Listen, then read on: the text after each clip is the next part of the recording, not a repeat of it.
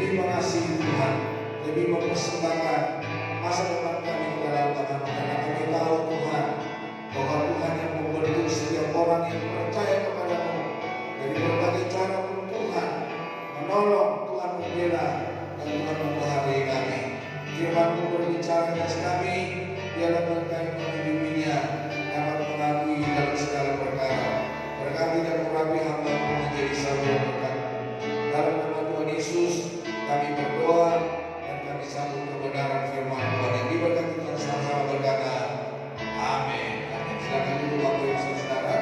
Selamat sore, Shalom. Shalom. Apa kabar? Baik semua ya. Hari ini kita bersyukur kepada Tuhan.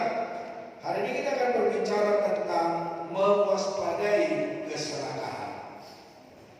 Jadi Tuhan mau supaya kita berhati-hati tentang keserakahan, ketamakan, atau sesuatu yang kita inginkan dalam hidup kita, pengen memiliki segala sesuatu. Apa yang belum kita miliki, misalnya sudah punya mobil satu, pengen dua, pengen tiga. Sudah punya rumah satu, pengen dua, pengen tiga. Sudah punya istri satu, pengen dua dan pengen tiga. Jadi Bapak Ibu Saudara, ini adalah orang yang serakah. Ini adalah orang yang tamak. Ini adalah orang yang mementingkan pribadinya sendiri. Nah, hari ini kita belajar kebenaran firman Tuhan, bagaimana kita supaya kita tidak terlibat di dalam keserakahan. Mari kita membuka di dalam 2 Tesalonika pasal 3. 2 Tesalonika pasal yang ketiga, ayat pertama sampai ayat yang ke-15.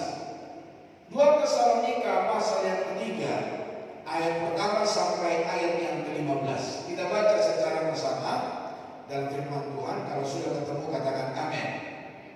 Ayo kita baca bersama 2, 3. Selanjutnya saudara-saudara, berdoalah untuk kami supaya firman Tuhan beroleh kemajuan dan dimuliakan, sama seperti yang telah terjadi di antara kamu, dan supaya kami terlepas dari para pengacau dan orang-orang jahat, sebab bukan semua orang beroleh iman. Tetapi Tuhan adalah setia, Ia akan menguatkan hatimu dan memelihara kamu terhadap yang jahat. Dan kami percaya dalam Tuhan bahwa apa yang kami pesankan kepadamu, kamu lakukan dan akan kamu lakukan. Kiranya Tuhan tetap menunjukkan hatimu kepada kasih Allah dan kepada ketabahan Kristus. Tetapi kami berpesan kepadamu saudara, dalam nama Tuhan Yesus Kristus, supaya kamu menjauhkan diri dari setiap saudara yang tidak melakukan pekerjaannya dan yang tidak menurut jalan ajaran yang telah kamu terima dari kami. Sebab kamu sendiri tahu bagaimana kamu harus mengikuti teladan kami, karena kami tidak lalai bekerja di antara kamu dan tidak makan roti orang dengan percuma, tetapi kami berusaha dan berjerih payah siang malam, supaya jangan menjadi beban bagi siapapun di antara kamu. Bukan karena kami tidak berhak untuk itu, melainkan karena kami mau menjadikan diri kami teladan bagi kamu, supaya kamu ikuti. Sebab juga waktu kami berada di antara kamu, kami memberi peringatan ini kepada kamu: jika seorang tidak mau bekerja, janganlah dia makan. Kami katakan ini karena kami dengar bahwa ada orang yang tidak tertib hidupnya dan tidak bekerja, melainkan sibuk dengan hal-hal yang tidak berguna. Orang-orang yang demikian kami peringati dan nasihati dalam Tuhan Yesus Kristus, supaya mereka tetap tenang melakukan pekerjaannya, dan dengan demikian makan makanannya sendiri. Dan kamu saudara, janganlah jauh-jauh berbuat apa yang baik. Jika ada orang yang tidak mau mendengarkan apa yang kami katakan dalam surat ini, tandailah dia dan jangan bergaul dengan dia, supaya dia menjadi malu. Tetapi janganlah anggap dia sebagai musuh, tetapi tegurlah dia sebagai seorang saudara. Bapak Ibu saudara-saudara terkasih Tuhan, di dalam firman Tuhan ini berkata, siapa yang tidak bekerja tidak patut makan. Saya yakin kita semua yang hadir hari ini, kita adalah seorang pekerja keras. Tapi firman Allah berkata, orang yang tidak bekerja tidak patut makan. Dan Rasul Paulus berkata, kami katakan ini karena kami dengar bahwa ada orang yang tidak tertib hidupnya dan tidak bekerja, melainkan sibuk dengan hal-hal yang tidak berguna. Bapak Ibu Saudara, di kampung saya, baik di daerah kampung saya itu, yang bekerja itu para wanita. Ada para pria-pria yang hanya pekerjaannya di lampu, di kedai tua. Ngapain di sana minum tua? Ngapain di sana main kartu? Ngapain di sana hore-hore kalau saudara? Pergi pagi, pulang pagi. Pergi pagi, pulang tengah malam. Yang bekerja hanyalah istri dan anaknya, sedangkan dia berfoya-foya di rumah. Bapak Ibu Saudara berkasih Tuhan, ini adalah orang-orang yang tidak tertib hidupnya. Ini adalah orang-orang yang tidak bisa diatur. Ini adalah orang-orang yang tidak bertanggung jawab atas keluarganya. Padahal dalam firman Tuhan berkata, seseorang yang tidak bertanggung jawab atas keluarganya, dia adalah orang yang murtad. Dia lebih rusak daripada orang yang tidak mengenal Allah. Sekalipun dia orang yang percaya kepada Yesus, orang yang menerima Yesus Kristus menjadi Tuhan dan Raja di dalam hidupnya, jikalau dia tidak bekerja, jikalau dia tidak melakukan bagiannya dengan baik, maka firman Tuhan berkata, dia lebih rusak daripada orang yang rusak.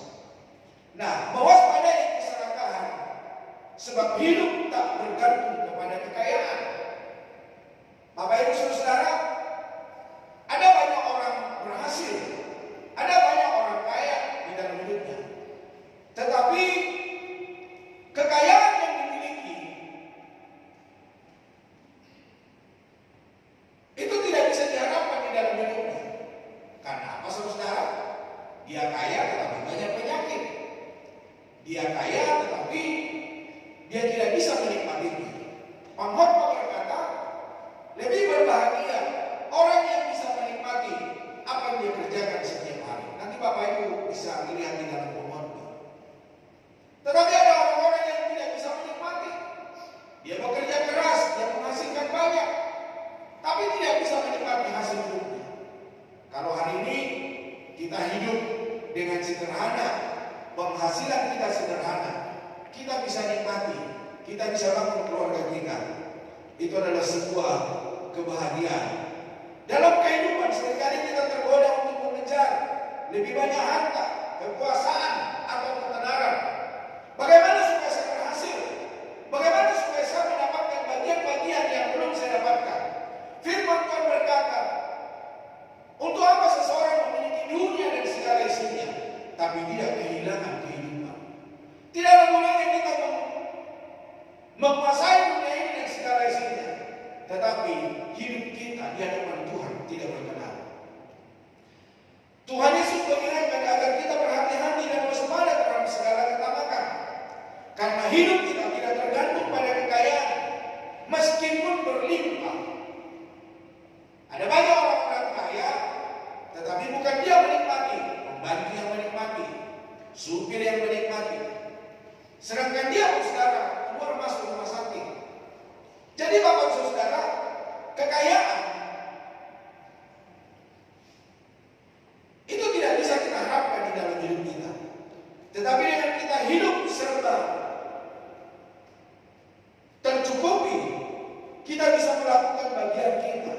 Kita bisa mengasihi Tuhan. Itu adalah hidup yang baik.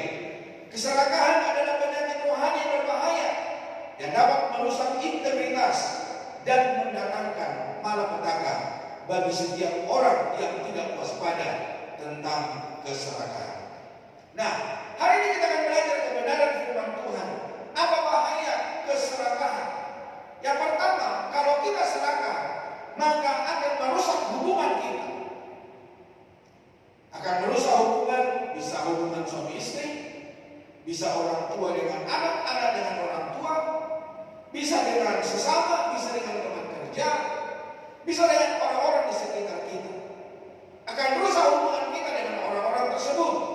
Karena apa? Kita takut. Kita juga tidak bisa berbagi dalam hidup kita.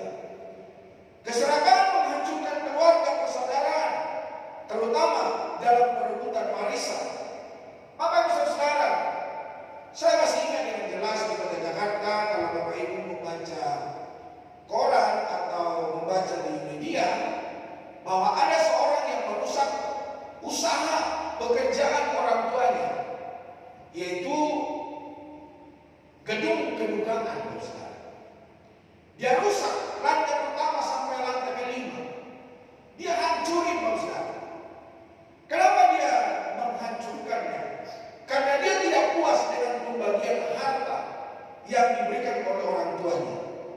Bapak Ibu saudara, yang berhasil itu adalah adiknya. Adiknya yang membangun rumah duka.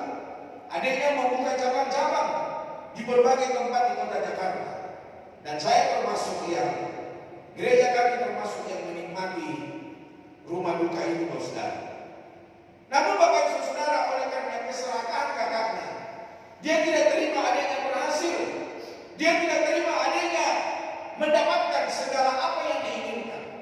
Akhirnya dia marah-marah, dia tidak terima dengan pembagian yang diberikan oleh orang tuanya. Jadi Bapak saudara, ketika kita menjadi serakah, maka hubungan kita akan rusak dengan orang lain, menghancurkan diri sendiri.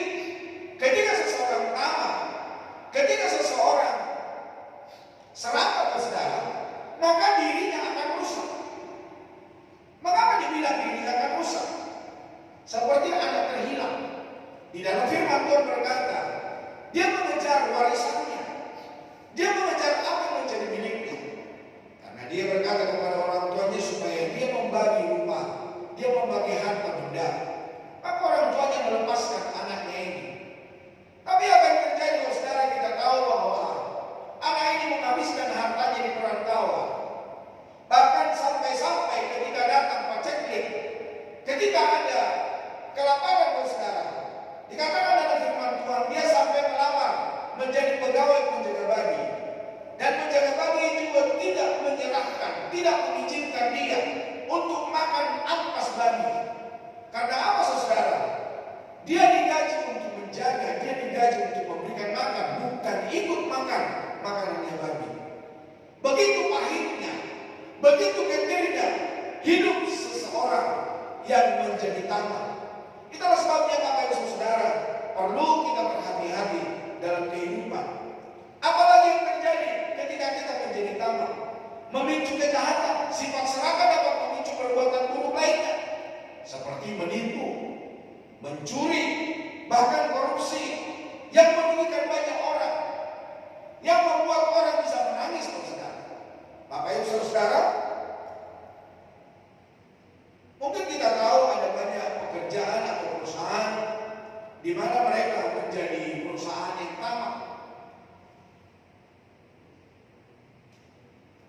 mencegat atau menindas orang-orang yang di bawahnya.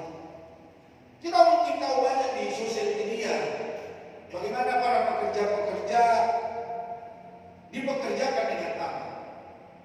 Saya mendengarkan sebuah kesaksian ketika dia menjadi anggota dari seorang pelayan penangkap ikan. Apa yang terjadi, saudara? Karena bosnya ini, pemimpinnya ini, nakoda ini tamak, saudara, tidak memberikan kesempatan buat orang-orang ini tidur. Sepanjang hari, sepanjang malam, mereka bekerja untuk mencari ikan. Kalau mereka tertidur, saudara, si bos ini marah. Dia menyiram mereka dengan air. Bahkan dia mengancam untuk membunuh mereka. Jadi mau tidak mau mereka harus bekerja.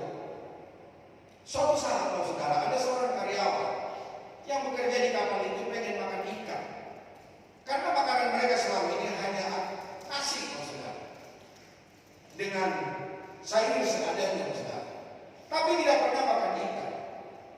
Karena dia pikir dia menangkap ikan bukan dia ambil dari jalan, tetapi dia mencari ikan sendiri dengan memancing. Bapak Ibu saudara, dalam kesaksian itu berkata dia mendapatkan ikan. Akhirnya dengan diam-diam dia menggorengnya, dia memasaknya. Ternyata, saudara, nakodanya tahu. Maka nakodanya pun mengancam dia. Nakodanya pun memperlakukan dia tidak baik. Ketika dia minta izin untuk keluar dari kapal itu, dia pun tidak boleh keluar, saudara. Jadi dia bilang, kami tersiksa di dalam kapal. Kami tidak mengalami kebahagiaan. Kami disuruh bekerja keras. Dan kami tidak bisa tidur dengan baik. Bapak Ibu saudara, mari kita jangan menjadi orang yang serakah. Ada keluarga-keluarga yang mengambil gaji dari supirnya. Ada keluarga-keluarga yang mengambil bagian dari pembantunya. Ada keluarga-keluarga yang tidak mengizinkan makanan-makanan bosnya. Jadi Bapak Ibu saudara, kekasih Tuhan, kita bisa jadi orang jahat. Bahaya keserakahan menjadikan materi sebagai berhala. Uang, harta, kekayaan, segala-galanya di dalam hidupnya. Nah, arti daripada berhala adalah seseorang yang dikuasai oleh apa yang dia punya. Miliknya, kepunyaannya, atau hobinya menguasai hidupnya lebih besar daripada Tuhan menguasai hidupnya. Jadi Bapak Ibu Saudara, harta bisa menguasai kita. Kekayaan bisa menguasai kita. Apalagi Bapak Saudara, keberhasilan, pekerjaan juga bisa menguasai kita. Apa saja di dalam hidup ini bisa menjadi berhala di dalam hidup kita. Orang serakah menjadikan materi sebagai Tuhan mereka, melupakan Tuhan yang sejati di dalam hidupnya. Jadi Bapak Ibu Saudara berkasih Tuhan, perlu kita mengantisipasi supaya apa? Supaya kita tidak hidup di dalam bahaya keserakahan. Apalagi bahaya keserakahan menghalangi kesetiaan dalam Tuhan. Orang-orang yang serakah akan menghalangi dia mengasihi Tuhan. Keserakahan dapat menjauhkan kita dari kesetiaan kepada Tuhan dan rasa aman yang seharusnya kita rasakan. Oleh karena kita serakah, oleh karena kita menginginkan apa yang kita mau dapatkan dalam hidup ini, apa yang mau kita raih di dalam hidup ini, kita bisa tinggalkan Tuhan, kita bisa tinggalkan iman kita bisa tinggalkan kesetiaan kita. Hari ini Bapak Saudara berkasih Tuhan, hati-hati supaya jangan kesetiaan kita terhalangi oleh karena keinginan di dalam hidup kita. Yang berikutnya Bapak Saudara, bahaya keserakahan tidak pernah merasa puas. Tidak puas dengan apa yang dimiliki, tidak puas dengan apa yang dia raih, tidak puas dengan apa yang dikerjakan. Hati yang serakah akan selalu merasa kurang meskipun sudah memiliki banyak hal. Banyak orang-orang Bapak Saudara sudah memiliki harta kekayaan, sudah memiliki benda-benda yang berharga, tetapi masih aja mau meraih dan meraih, masih saja mau merugikan orang. Seperti seringkali saya berkata kepada Bapak Saudara, apa sih yang kita bawa ketika kita mati? Raja Alexander Raja, orang kaya, orang hebat, dia berkata kepada dokternya, nanti kalau saya mati, tolong peti mati saya di lubang kiri dan kanan. Keluarkan tangan kiri saya, keluarkan tangan kanan saya. Dan tolong juga ketika saya dibawa dalam kuburan, biar para keluarga, tamu-tamu yang dekat dengan saya menghamburkan uang untuk orang-orang yang ikut dalam pemakaman. Bapak Ibu Saudara, para dokter ini bingung. Apa yang dikatakan oleh Raja Alexander bukan sesuatu yang biasa dilakukan oleh manusia. Mengapa sampai raja mau mengeluarkan tangan di peti mati? Mengapa sampai raja mau menghambur-hamburkan uang, melempar kaki ke atas dan rela dipungut oleh masyarakat? Raja Alexander berkata, supaya dunia tahu, ketika aku mati, aku tidak bisa bawa apa-apa. Tidak bisa bawa harta, aku tidak bisa bawa uang. Bapak Ibu Saudara, kita yang sudah sering mengikuti kematian, kita sudah mengikuti acara-acara pemakaman, adakah Bapak Ibu Saudara orang yang meninggal membawa uangnya? Adakah orang yang meninggal membawa jam tangan Rolex-nya? Tidak ada, Saudara. Kalau istri yang waras, anak yang waras, tidak akan mengizinkan miliknya yang mahal itu dibawa, Saudara. Jangankan jam tangannya, jam tangan yang murah saja susah saya lihat untuk orang membawanya. Seringkali tidak bisa pernah dibawa oleh mereka. Tangannya tidak ada apa-apa. Jadi Bapak Ibu Saudara berkasih Tuhan, jadi Raja Alexander berkata, supaya dunia tahu saya tidak bawa apa-apa. Adakah di antara kita kalau kita meninggal terus kita bilang,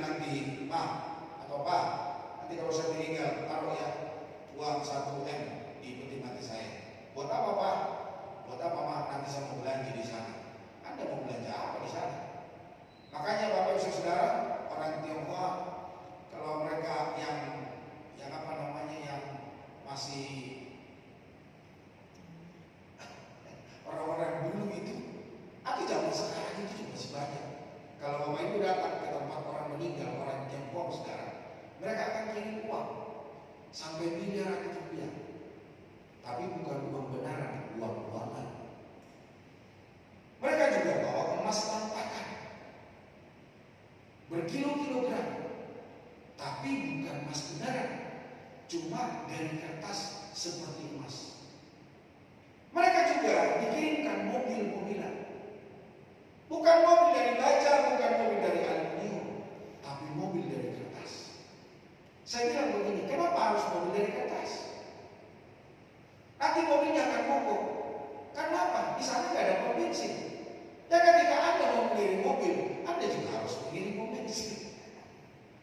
Jadi Bapak Ibu Saudara kekasih Tuhan, saya pikir manusia ini sangat konyol. Bapak Ibu Saudara kekasih Tuhan,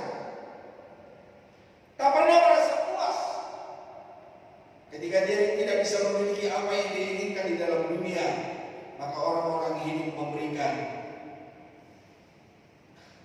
gambaran harta kekayaan yang dibawa ke sana.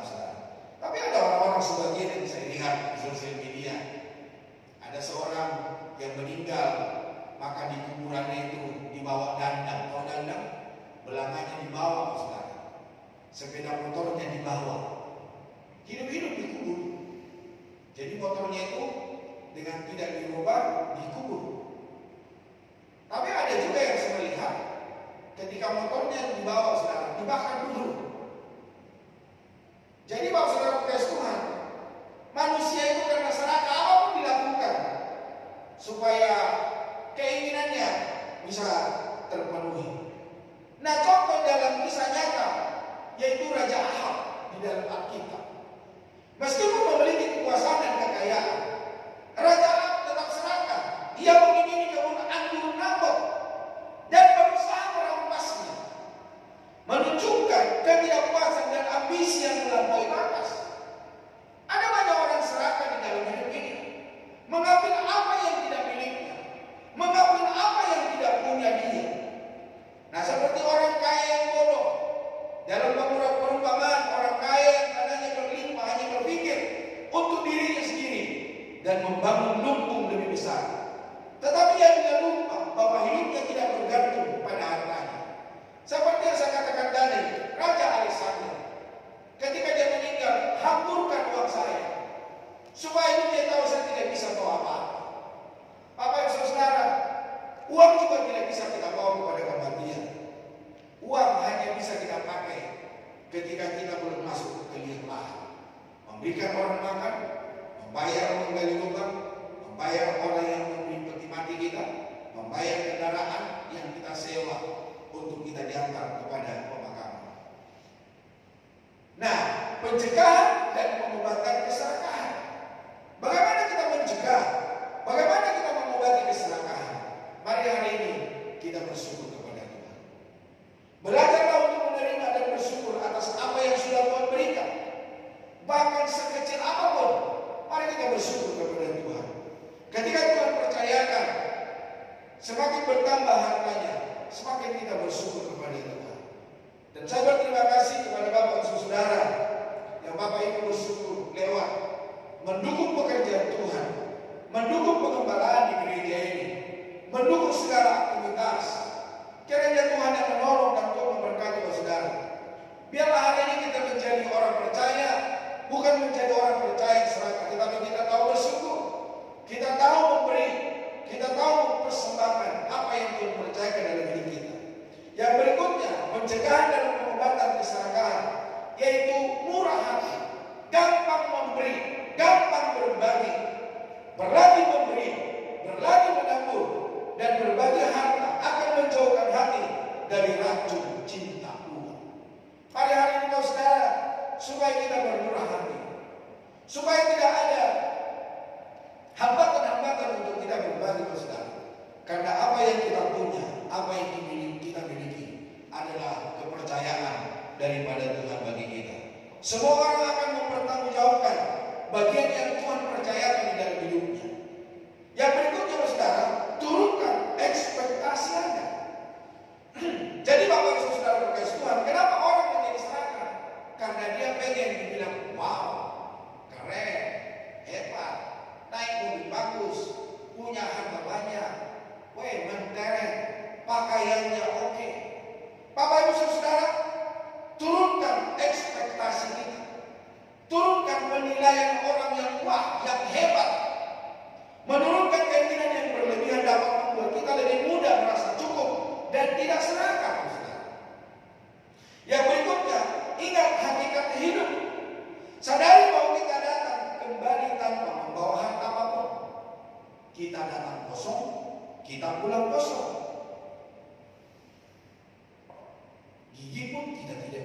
tahu, Ustaz. Yang saya tahu anak saya ketika dia lahir dia bawa gigi. Adakah di antara kita ketika kita lahir kita bawa gigi? Tidak ada ya, Ustaz. Mungkin ketika kita pulang kita masih gigi kita masih lengkap. Tetapi ada orang-orang sekarang ketika dia pulang dia pun tidak ada gigi lagi. Jadi datang kosong pulang kosong.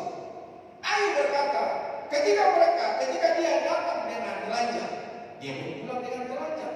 Bahkan dia berkata terpujilah nama Tuhan. Kekayaan sejati adalah menjadi kaya di hadapan Allah. Kaya rohani, kaya pengetahuan akan Tuhan, kaya tentang berbagi, kaya dalam hidup berkenan kepada Tuhan. Jadi Bapak Ibu Saudara kasih Tuhan, mari hari ini kita cegah obati keserakahan yang terjadi dalam hidup kita. Ada satu tulisan berkata, keserakahan adalah penyakit hati yang membuat manusia tidak pernah puas. Dunia menawarkan gaya hidup materialistis yang mendorong orang untuk terus mengejar lebih tanpa peduli cara memperolehnya.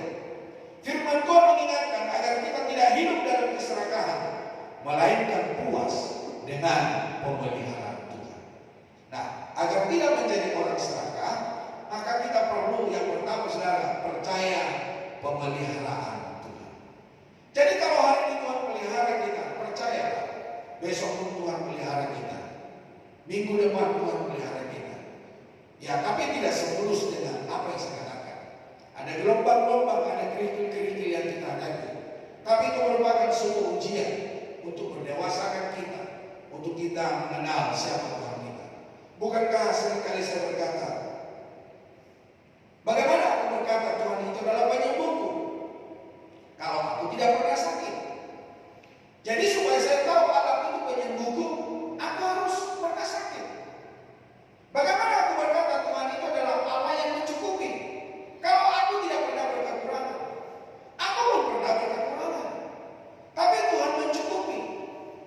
Kadang saya berpikir, memuliakan anak sampai mereka dapat memiliki gelar S1. Saya pun dapat bisa meraihnya. Jadi Bapak Ibu Saudara kasih Tuhan, ya mungkin dengan bertani-tani, tapi ingat saudara, Tuhan pasti pelihara hidup kita. Amin saudara. Percayalah akan pemeliharaan Tuhan. Paulus mendorong jemaat agar tetap berdiri teguh dalam iman meski ada penderitaan. Penderitaan membawa kita mengenal siapa Tuhan kita. Penderitaan mengajari kita siapa Tuhan yang kita sembah. Bukan Tuhan abal-abal, bukan Tuhan sekedar Tuhan, tetapi Dia yang memelihara hidup kita hari ini, besok, dan sampai selama-lamanya.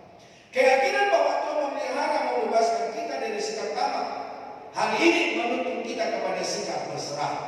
Pemasmur berkata, dahulu aku muda, sekarang telah menjadi tua. Aku tidak pernah melihat orang benar meminta-minta. Jadi Bapak Ibu Saudara kasih Tuhan, kalau Bapak Ibu benar di hadapan Tuhan, kalau Bapak Ibu berkenan kepada Tuhan, tak usah takut, Tuhan pasti menolong Bapak Saudara. Saya sudah mengalaminya. Saya sudah melihat Tuhan hidup di dalam pelayanan kami.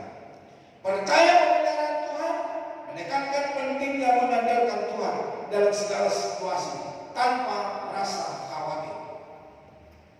Pernah Bapak Ibu khawatir? Saya pernah khawatir.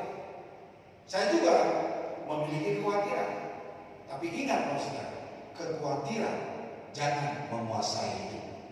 Kekhawatiran jangan nomor satu di dalam hidup, sehingga kau tidak bisa melakukan apa-apa. Dengan dasar bahwa Tuhan selalu mengawasi, Tuhan selalu memelihara, Tuhan selalu peduli, Tuhan selalu memberikan jalan keluar yang ajaib, yang tidak ada dijadikan yang menjadi ada.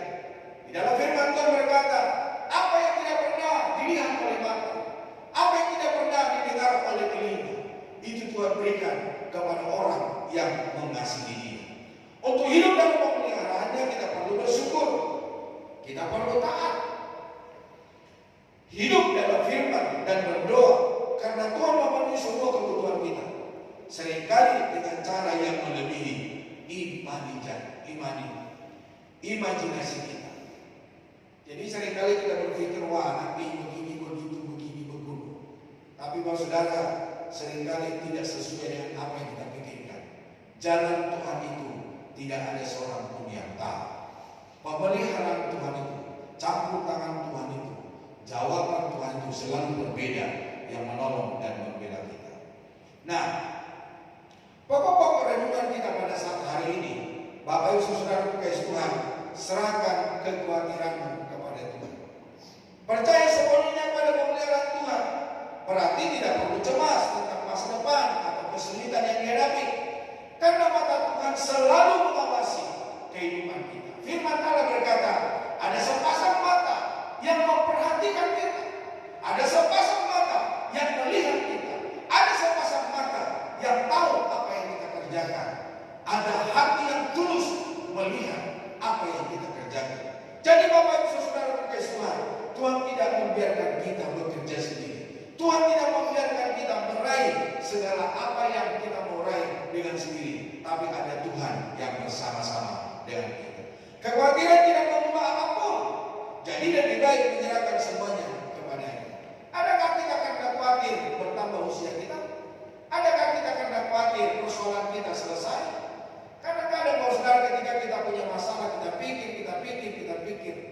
Ternyata bukan menjadi selesai, malah tambah rumit, saudara. Kenapa? Kita mengambil keputusan yang salah, kita mengambil tindakan yang salah, kita mengambil sesuatu yang tidak sesuai dengan apa yang seharusnya yang Tuhan rencanakan dalam hidup kita.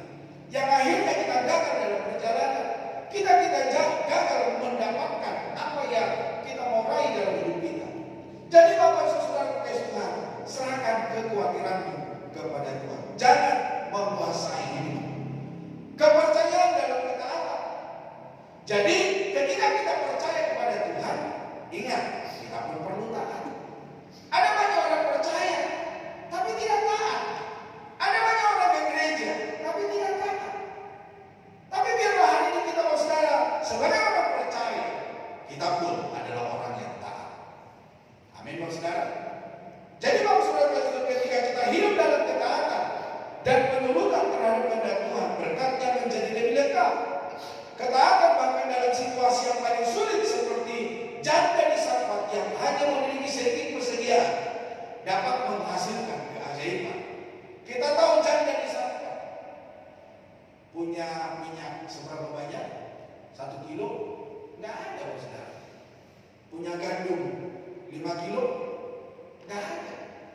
Hanya firman Tuhan berkata, minyak dan makanan sekali makan habis, dan setelah itu mereka akan mati kelaparan. Tapi apa yang terjadi, Bapak Saudara? Karena mereka percaya, tapi bukan hanya percaya, mereka taat kepada Tuhan. Dalam kepercayaan, di dalamnya juga ada ketaatan, maka Tuhan yang memberkati hidup mereka. Mari hari ini kita sebagai orang percaya ada di gereja, bukan hanya kita sekedar store muka di dalam gereja, store wajah kita. Oh, saya supaya dilihat teman yang lain, supaya saya dilihat penerima tamu, supaya saya dilihat si anggur itu, supaya saya dilihat oleh pendeta itu, saya ada di gereja. Namun saudara, kita bukan orang yang taat. Tetapi biarlah setiap kita yang ada hari ini, kita orang percaya, kita pun adalah orang yang taat akan kebenaran firman Tuhan. Nah, cara Tuhan untuk menolong kita sangat ajaib. Tadi saya berkata bahwa pertolongan Tuhan itu tidak selalu sama, selalu berbeda. Ada waktu-waktu kita bergumul, ada waktu-waktu kita mungkin berkata, aduh, air mata saya sudah habis, saya sudah tidak bisa menangis. Tapi kenapa Tuhan tidak menolong saya? Tuhan tidak membiarkanmu merana kelaparan. Aku pun seringkali berkata, Tuhan, di manakah Engkau? Apakah Engkau tidak mendengar doaku? Maka ada sebuah lagu berkata, Tuhan, masihkah mau Engkau mendengarkan doaku? Saya berkata, masih, saudara. Aku pun melakukan hal yang sama. Karena lamanya Tuhan tidak menolong, lamanya Tuhan tidak membela. Tapi Tuhan ajari saya supaya saya bersyukur, supaya saya berterima kasih. Ternyata Tuhan masih menolong dan Tuhan masih membela. Tuhan masih memenuhi segala kebutuhan dan keberadaan. Memang, Bapak Saudara, kadang-kadang kita khawatir, kadang-kadang kita panik. Tetapi Bapak Saudara, kalau toh hidup.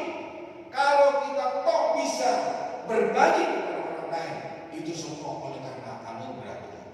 Tuhan memiliki cara sendiri yang unik dan tak terbatas untuk memelihara kita, yang seringkali melampaui apa yang dapat kita pikirkan atau bayangkan. Contohnya adalah kisah Nabi Elia. Ketika dia pergi, dia lari ke sungai, maka di sana tidak ada makanan. Nah, bagaimana bisa Elia bisa makan? Maka burung gagak yang dibilang yang rakus, yang tidak pernah bisa berbagi dengan mangsanya, dengan musuhnya, tetapi ketika Elia dalam kelaparan, Tuhan memakai burung gagak untuk memelihara Elia. Bapak Ibu Saudara, saya juga ingat dalam firman Tuhan berkata bahwa orang munafik, orang fasik mengumpulkan harta kekayaannya untuk orang-orang benar. Jadi percaya Bapak Saudara, orang-orang yang tidak mengenal Tuhan, mereka mengumpulkan harta kekayaan untukmu orang benar, untukmu orang yang percaya kepada Tuhan, untukmu orang yang taat kepada Tuhan. Bapak Ibu Saudara kasih Tuhan, yang berikutnya menyerahkan diri dan bersyukur. Jadi jangan hanya menyerahkan diri terus kita bersyukur, tapi menyerahkan diri kita bersyukur kepada Tuhan. Menerima kasih Tuhan berarti kita juga perlu menyerahkan hidup kita kepadanya dan hidup dalam kedaulatannya. Cara kita membalas kebaikannya adalah dengan rasa bersyukur yang tulus, tidak hanya melalui kata-kata tetapi juga melalui tindakan, melalui perbuatan kita, serta hidup sesuai dengan kehendaknya. Maka jelaslah firman Tuhan berkata, iman tanpa perbuatan adalah mati. Jadi Bapak Saudara kasih Tuhan, ketika kita melakukan sesuatu kepada orang lain, sahabat kita, maka kita juga lagi mempraktekkan iman kita. Apa yang kita kerjakan, apa yang kita lakukan, itu adalah cerminan iman kita. Karena Allah suka memberi, maka kita umatnya pun suka memberi. Dan yang berikutnya Bapak Saudara, yang perlu kita renungkan, ada tindakan nyata yang kita kerjakan, ada sesuatu yang kita lakukan di dalam hidup ini untuk menolong, untuk membantu, untuk memperhatikan. Percaya pada pemeliharaan Tuhan tidak hanya sebatas keyakinan, tetapi juga harus diwujudkan dalam tindakan sehari-hari, dalam perbuatan setiap hari. Jadi Bapak Saudara kasih Tuhan, kiranya Tuhan memberkati hidupmu ketika engkau membantu banyak orang, mengeluarkan uangmu, memberikan makanan kepada orang lain, karena engkau pun sedang menunjukkan iman pengharapanmu. Ini termasuk berdoa, menunjukkan rasa syukur, dan terus berusaha untuk bertumbuh dalam iman dengan mendengarkan firman-Nya. Nah, yang kedua, Saudara, bagaimana kita supaya kita tidak hidup dalam keserakahan, menghindari buruknya pergaulan. Orang-orang yang pergaulannya buruk, maka dia akan hidup dalam keserakahan. Firman Tuhan berkata, pergaulan yang salah sering menularkan gaya hidup cinta uang. Hindari gaya hidup negatif yang merusak ini. Hindari buruknya pergaulan, Saudara. Coba Bapak Ibu Saudara, Bapak Ibu bergaul dengan siapa? Bagaimana kerohanianmu? Bagaimana pertumbuhan imanmu? Bagaimana kesungguhanmu kepada Tuhan? Bagaimana ketika kau adalah persoalan? Apakah tindakanmu sesuatu yang tidak baik, membuat orang lain rugi, membuat orang lain terpengaruh oleh karena apa yang kau kerjakan? Jadi Bapak Saudara kasih Tuhan, dalam pertumbuhan iman kita atau stagnan atau iman kita menurun dalam pergaulan kita kepada orang lain, maka di situ kita harus sadar diri dan kita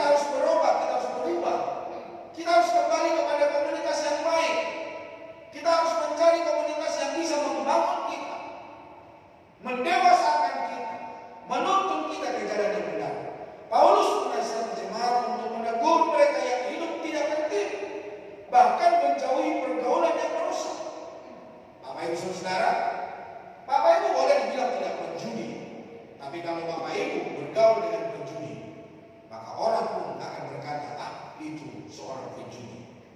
Coba misalnya ada orang berjudi, saudara, di pos satpam di depan gereja, dan Bapak Ibu ada di situ. Ketika Bapak Ibu ada di situ, terus ada polisi menangkap, kira-kira Bapak Ibu terbebas tidak? Tidak.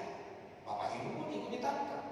Bapak Ibu pun bisa dibawa ke kantor polisi, diinterogasi, saudara. Padahal Bapak Ibu hanya menonton. Sama halnya, orang bisa dapat berkata bahwa kita adalah seorang perokok. Karena apa? Baju kita, aroma rokok, saudara. Padahal baunya rokok itu oleh karena teman-teman kita yang merokok di sekitar kita. Jadi Bapak Saudara berkait Tuhan, di mana kita bergaul, maka orang akan menyebutkan bahwa kita adalah seperti orang tersebut.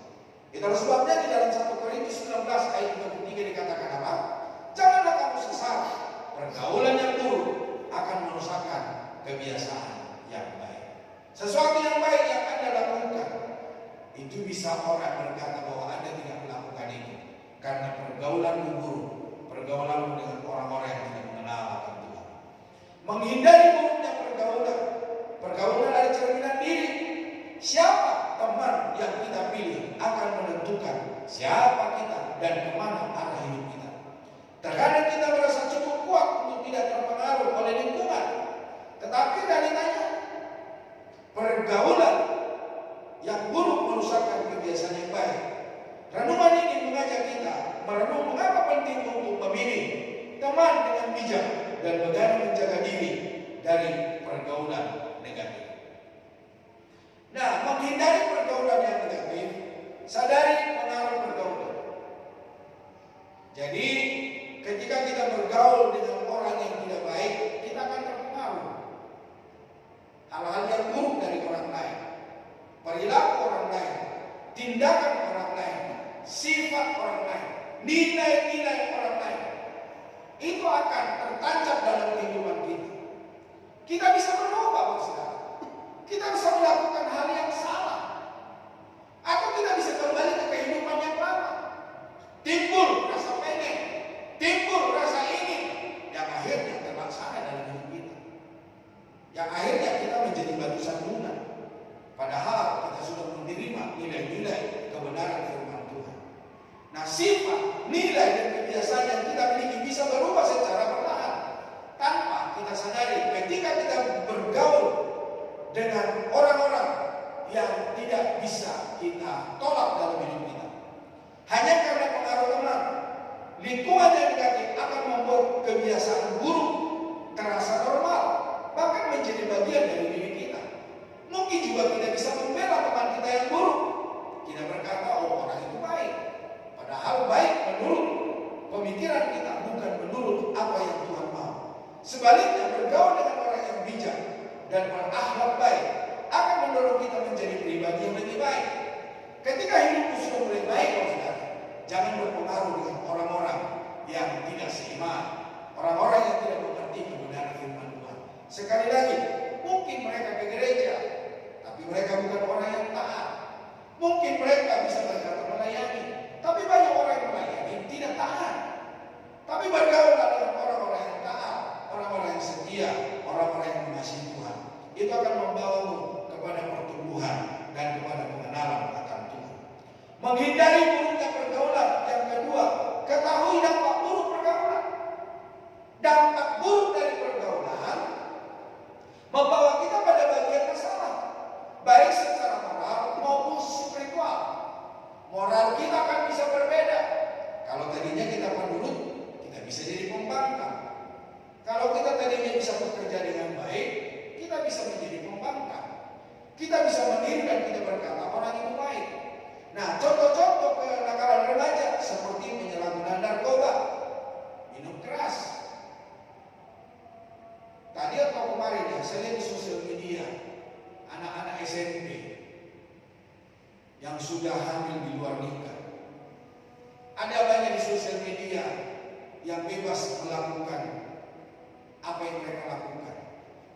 Saya lihat berantem pas anak SMP, bawa kursi pukul temannya, membuli orang lain, yang akhirnya orang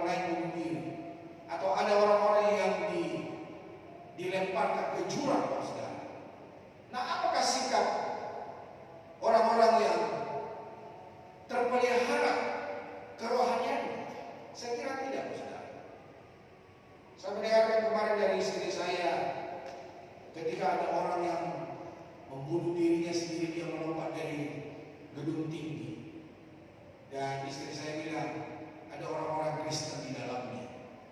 Jadi jangan saudara, kita akan di tempat ini, kita membuli orang lain, kita mempengaruhi orang lain. Ingat, pergaulan yang buruk akan mempengaruhi hidup kita yang baik menjadi buruk. Kenakalan-kenakalan remaja, minuman-minuman keras, seks bebas, dan perilaku menyimpang lainnya seringkali berawal dari salah memilih teman. Ya, anak-anak sekolah itu suka saya melihat bikin kelompok gitu ya. Ya kalau kelompoknya itu kelompok benar, atau temannya itu teman benar, akan mempengaruhi dia kepada kebenaran. Tapi kalau dia tadinya benar di rumah, benar di gereja, ketika dia bergaul dalam sekolahan, dan ketika dia tidak bergaul, maka dia akan disingkirkan, saudara. Dampaknya bukan hanya hubungan dengan keluarga, dia akan merusak diri sendiri dan menjatuhkan martabat di mata masyarakat. Orang akan menjauh dari kita, orang akan menyebut kita anak nakal, saudara. Nah, yang perlu saudara kita lakukan, bangun benteng pertahanan diri. Ada beberapa cara untuk membentengi diri dari pengaruh buruk. Kenali diri sendiri. Pahami nilai-nilai prinsip yang kita anut. Ini akan menjadi kompas untuk menolak ajakan yang bertentangan dengan diri kita. Siapa kita? Kita ini memang saudara sama-sama manusia, tapi kita itu berasal daripada surga. Kita itu kepunyaan Allah, miliknya Tuhan. Kenali diri sendiri bahwa saya orang yang telah ditebus oleh Tuhan. Perkuat fondasi agama, perkuat fondasi iman. Agama, kepercayaan dapat menjadi panduan utama dalam perilaku. Kembali kepada ajaran agama akan membantu kita membedakan mana yang benar, mana yang salah. Di dalam gereja kita diajari selalu yang baik, selalu yang menuju kepada kebenaran. Tetapi ketika kita keluar gereja, apa yang kita terima? Apa yang diajarkan dalam hidup kita? Jalani hidup yang positif. Isi waktu luang dengan kegiatan yang bermanfaat, seperti berorganisasi, berolahraga. Ya mungkin juga saudara, Bapak Ibu bisa berkebun, atau Bapak Ibu bisa memancing. Lebih baik berdiam diri sendiri daripada berteman yang akhirnya merusak masa depan Bapak Ibu saudara. Kita bergaul dengan teman-teman yang memiliki tujuan hidup yang baik. Jadi Bapak Ibu saudara, ada banyak hal yang bisa kita lakukan. Berani berkata tidak kepada pergaulan yang buruk. Berani berkata tidak kepada narkoba. Berani berkata tidak kepada minuman keras. Berani berkata tidak kepada orang-orang di sekitar kita. Jangan seperti saya kenal di gereja ini, ada berkata, aduh gak enak saya Pak, teman lama. Jangan sampai saudara, oleh karena kita gak enak dengan teman lama, akhirnya kita tidak bertumbuh. Bandingkan kita hidup sendiri tapi kita bertumbuh di dalam Tuhan. Karena hidup kita di dalam dunia ini bukan hanya satu hari, bukan hanya satu minggu, bukan hanya satu bulan, tapi ada hidup yang akan datang yang tidak bisa kita batasi waktu dan tempat kita hidup bersama dengan Tuhan. Jadi saudara, berani berkata tidak kepada hal-hal yang tidak sesuai dengan kebenaran firman Tuhan. Jangan takut sendirian. Jadi ketika kita melakukan hal yang benar, orang menolak kita, orang menyingkirkan kita, orang tidak mau bergaul dengan kita, lebih baik kita sendiri. Suatu saat Tuhan akan mengirimkan teman-teman yang satu tujuan, yang satu kerinduan, yang satu harapan di dalam hidup kita. Terkadang meninggalkan pergaulan yang tidak sehat berarti harus berjalan sendiri untuk sementara waktu. Namun ini lebih daripada tetap berada di lingkungan yang menghancurkan. Ketika kita menjaga diri dari pengaruh buruk, lingkungan yang baik akan datang dengan sendirinya. Jadilah teladan bagi orang lain. Dengan memiliki pergaulan yang baik dan menjaga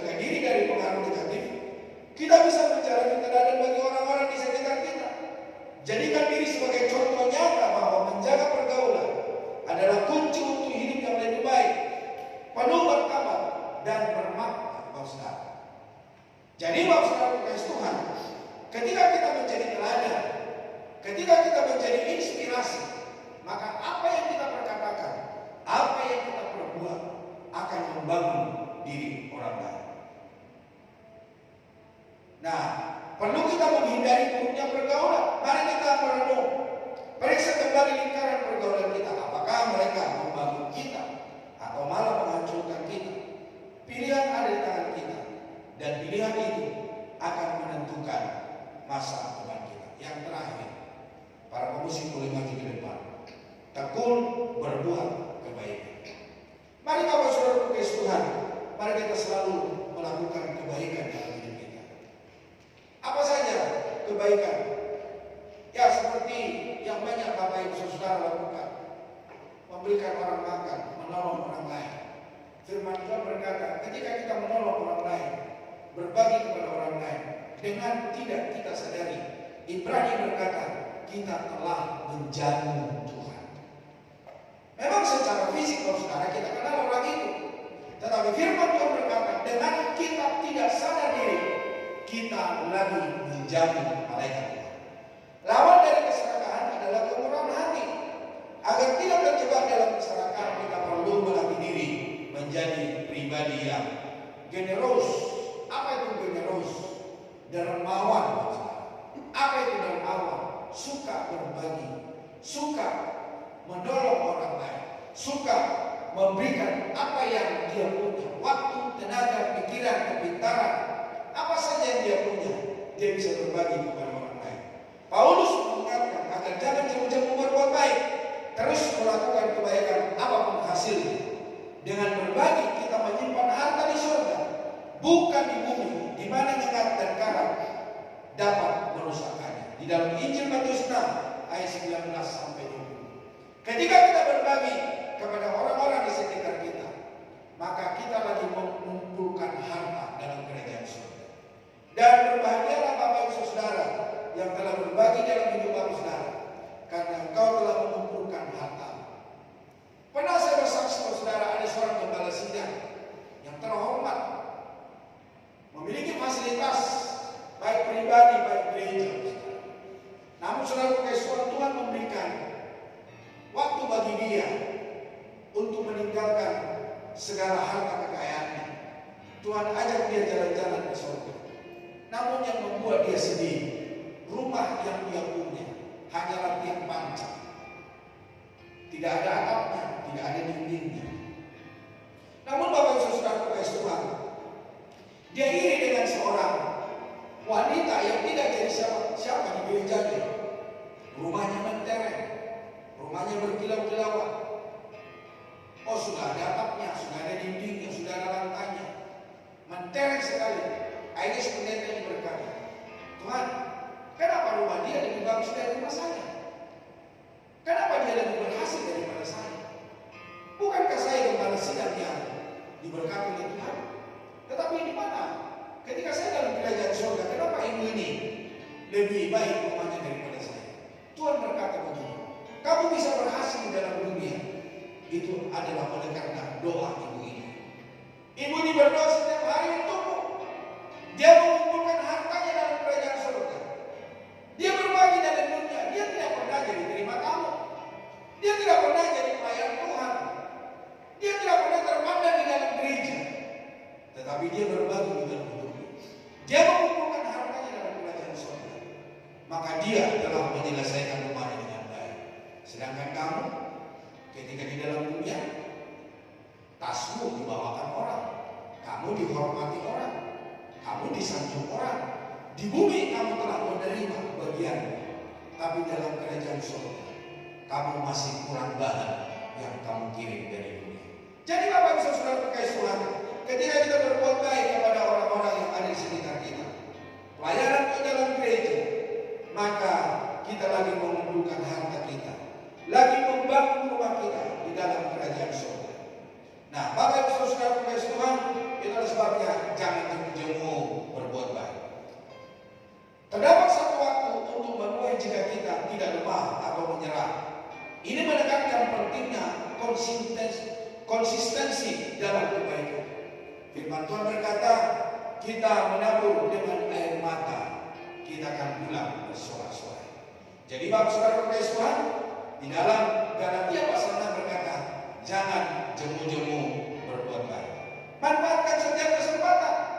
Berbuat baik adalah anugerah Tuhan yang harus dimanfaatkan sebaik tidak selalu ada. Ada orang-orang berkata kesempatan tidak datang dua kali. Ketika kesempatan ini kita diberikan oleh Tuhan kesempatan untuk berbagi, mari kita berbagi. Karena kita lagi membangun rumah dalam kekekalan dalam hidup kita. Kebaikan menghasilkan buah. Perbuatan baik yang dilakukan dengan tekun diibaratkan seperti menabur benih yang pada akhirnya akan tumbuh dan menghasilkan panen yang berharga. Jadi apapun yang kita tabur, bisa besok, bisa minggu depan, bisa bulan depan, bisa tahun depan, atau bisa di dalam kekekalan kita menuainya. Apa mungkin kita tidak bisa menuai? Tapi anak-anak kita, keturunan kita, yang akan menuai segala kebaikan yang kita taburkan. Jadi Bapak Ibu Saudara terkait Tuhan, segala kebaikan Bapak Saudara tidak akan percuma di hadapan Tuhan. Ketekunan adalah kunci keberhasilan. Kalau Bapak Ibu tekun, maka Bapak Ibu akan menuai dari hasil dari apa yang Bapak Ibu tekuni. Sama seperti dalam berbagai bidang, ketekunan adalah syarat utama untuk mencapai hasil yang baik.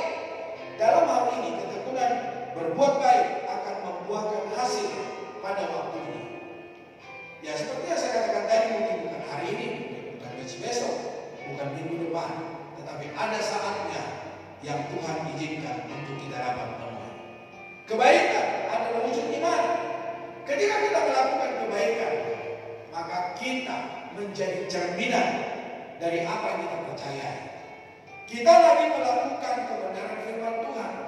Kita lagi mengikuti teladan Kristus. Karena Kristus berbagi hidupnya, menyerahkan segala kehidupannya, kekayaannya, ketenarannya, kebaikannya yang dibagikannya untukmu dan untuk. Perbuatan baik adalah bukti dari iman yang sejati dan ekspresi dari kasih kepada sesama. Ini menunjukkan transformasi hidup dan kesetiaan kepada kehendak Tuhan. Tuhan melihat semua perbuatan baik kita. Melakukan kebaikan tanpa pamrih sangat dianjurkan karena Tuhan melihat segala sesuatu yang dilakukan dengan tulus. Makanya firman Tuhan berkata, kalau kamu memberi dengan tangan kiri, jangan tangan kananmu tahu. Atau ketika tangan kanan memberi, janganlah tangan kirimu tahu. Dalam ketekunan dalam tantangan, seringkali kita tidak mendapat imbalan atau bahkan menerima perlakuan buruk sebagai balasan, tetapi pada akhirnya ketekunan dan kesabaran dapat menghadapi tantangan akan membawa kemenangan dalam hidup kita. Nah, Bapak Ibu Saudara, mari hari ini kita menjadi tekun, mempersiapkan diri untuk menerima janji daripada Tuhan. Yang berikutnya, mempersiapkan diri untuk menuai. Ketika kita melakukan bagian kita, ketahuilah Bapak Saudara, kita akan menuai sesuai dengan waktu yang sudah ditentukan oleh Tuhan. Kemenangan atau keberhasilan spiritual seringkali datang karena kita tekun dalam melakukan apa yang diperintahkan Tuhan, meskipun terasa sulit dan melelahkan. Mungkin kita sering menonton film-film Mandarin, di mana mereka menjadi seorang pemain kungfu. Bapak Ibu bisa melihat ketika mereka belajar, ketika mereka ditekan untuk dapat meraih sebuah gelar, maka mereka belajar bukan belajar ya biasa-biasa. Di sosial media juga bisa kita tonton dari anak-anak TK, mereka sudah diajari untuk menjahit, untuk bengkel, tapi orang Indonesia masih menari-nari. Jadi katakan, apa yang bisa kita tiru dari orang Indonesia? Sedangkan orang-orang Tionghoa, orang-orang Cina di sana, dari kecil mereka sudah diajari berbisnis. Jadi Bapak Ibu Saudara Tuhan, dalam film-film Mandarin seringkali digambarkan bahwa jika seseorang ingin menjadi seorang ahli kungfu yang handal, sang guru akan memberi beban berat kepadanya. Beban itu jika dengan tekun diterima dan dipakai, lama-kelamaan sang murid akan menjadi semakin kuat. Hal ini tidak terjadi dalam waktu yang singkat atau instan, tapi oleh karena ketekunan, oleh karena kesetiaan dilatih dan dilatih, maka dia akan dapat menerima bakatnya dengan baik. Nah, kekuatan dan ketangguhan ini terbangun sedikit demi sedikit dalam diri seorang murid.